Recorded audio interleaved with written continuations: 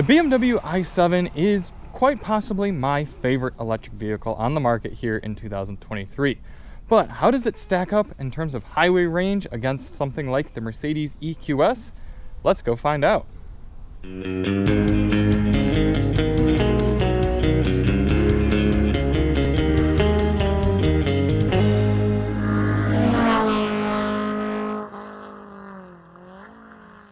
Hey everybody, it's Charlie from Daily Motor, and today we've got the real-world highway fuel economy and range test on the 2023 BMW i7. In today's video, we're going to head out on the highway and do 50 miles out and 50 miles back, averaging 70 miles per hour, to see what sort of realistic range and efficiency numbers you can expect here with this very large all-electric sedan on the 21-inch wheels.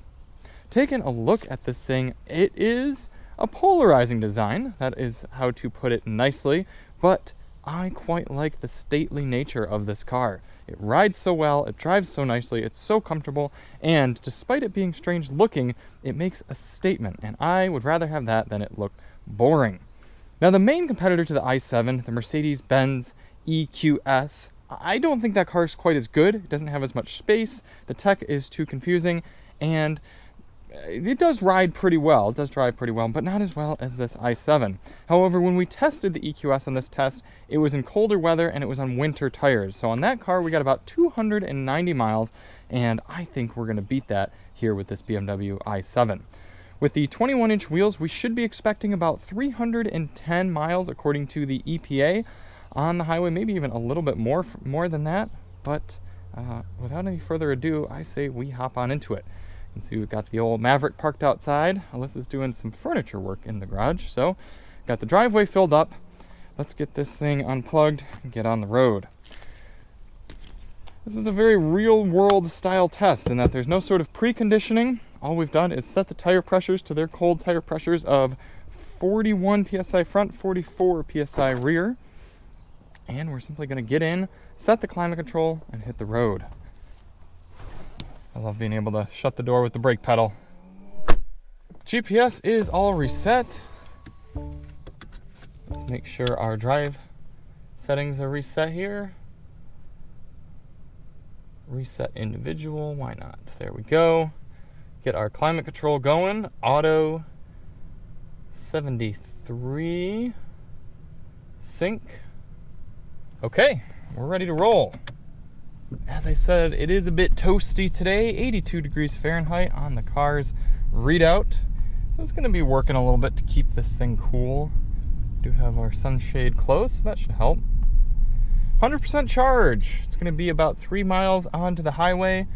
And then, like I said, we're going to do the 50 miles out and the 50 miles back, averaging 70 miles per hour. And then get back to the house, charge it all the way up, calculate our figures from there. 333 miles is what the car thinks we're going to be able to get right now. That's quite a bit higher than its EPA estimate already. And this is one of the few electric vehicles that actually has a higher EPA estimate at highway speeds than it does in the city. Probably this very sleek aerodynamic shape. I love driving this thing so much. It's so calm, so smooth. It does make some fun artificial noises if you have the iconic sounds enabled, but I don't right now. I simply have it on quiet electric vehicle mode. These Pirelli tires are remarkably quiet. This is just one of my favorite places to be in a vehicle. I misspoke. It was only 2 miles to the highway, and I forgot to mention that we do have a few different modes here in the i7, one of which being efficient. There's efficient and sport, and then the other modes are kind of more ambiance related. They're expressive, relax, and theater, not really drive mode related. But we do have the car in efficient mode now. Maybe that'll squeeze out a little bit more range for us. But other than that, we're not going to try to hypermile this. We're going to just drive it as you would if you were driving for a trip on the highway. So getting up to speed at a very reasonable pace, faster than this Escape wants to go, that's for sure. Get settled in, and we're going to set our cruise control at a GPS indicated 72 miles per hour. That should give us an average of about 70 over the whole test. Gosh, this thing is just so quiet. Listen. I love it. I love it so much. Okay, looks like the car is reading about 2 miles per hour high, so 74 on the dash is giving us 72 on the GPS. Another thing I love about this BMW i7 is the very excellent assisted driving modes, and if we give it just a second here to settle in, we should be able to do assisted driving mode plus. There we go, assist plus ready, press mode. Assisted driving plus. And just like that, as long as I am engaged and looking at the road, the car is looking back at me, and it will entirely drive myself. So, I should say drive itself. I can just sit here and it'll take care of all the steering. I don't have to touch the wheel any predetermined amount of time.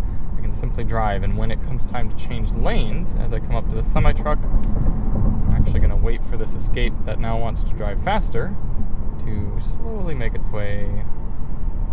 Oh, we're getting peppered. Come on, hurry up, Escape. I'm going to press the turn signal,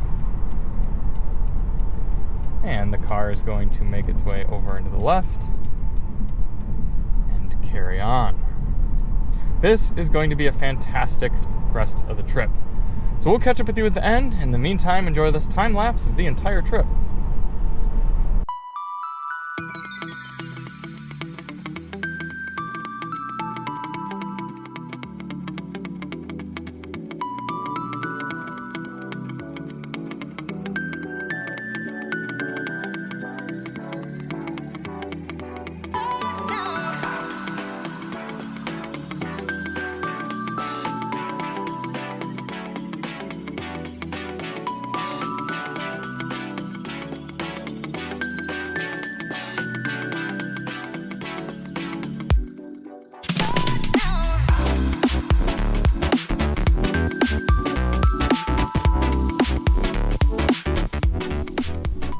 Coming into the end of the highway range test here in the BMW i7. As expected, very smooth test, aside from Equinoxes that just don't want to do the speed limit. Okay, you know what? We're gonna let it go. This thing is a fantastic highway cruiser, and if you do have the means, and you do quite a lot of highway driving, this is an excellent choice because we are beating EPA, ladies and gentlemen, something that does not happen very often for electric vehicles. We are getting 3.2 miles per kilowatt hour according to the vehicle's readout, averaging a little bit lower speed than I wanted, average 68 miles per hour, but mind you, that includes the 2 miles before getting here, and we had to sit at some stoplights and everything, so pretty decent. Oh, they're not even getting off. They're simply sitting in the left lane, going below the speed limit. That's fantastic, Equinox. Love that for you. Anyway, still 72% charge here after, well, no, we don't know, 93 miles cruising on the highway. And the temperature's gotten up to 88 degrees Fahrenheit outside, so the sun is beaming in here. It's very hot, but the air conditioning is keeping me perfectly cool and still being quite efficient. So we're gonna get this thing back to the house, charge it all the way up, and see how much electricity we took, do some final calculations, and at the end of the day, get ourselves a range and an efficiency figure. Typically, we charge the vehicle all the way back up, but I had a charger issue charging this car up, so we're not going to get we didn't get a proper clean recharge for the i7 here, so we're going to have to go off of some of the numbers we got based on the car's readout. So we do know that we traveled the GPS verified 96.2 miles on the test, and we were at about 71% battery when we rolled back in here, meaning we used 29% of the battery. 96 miles divided by 29%, it's giving us about 3.3 miles per percent of battery. Again, not typically how we do this, but multiplied by 100, obviously, 330 miles you'd be able to squeeze out based on what the car was giving us. And taking a look back at the individual stats, the car's given us 3.2 miles per kilowatt hour.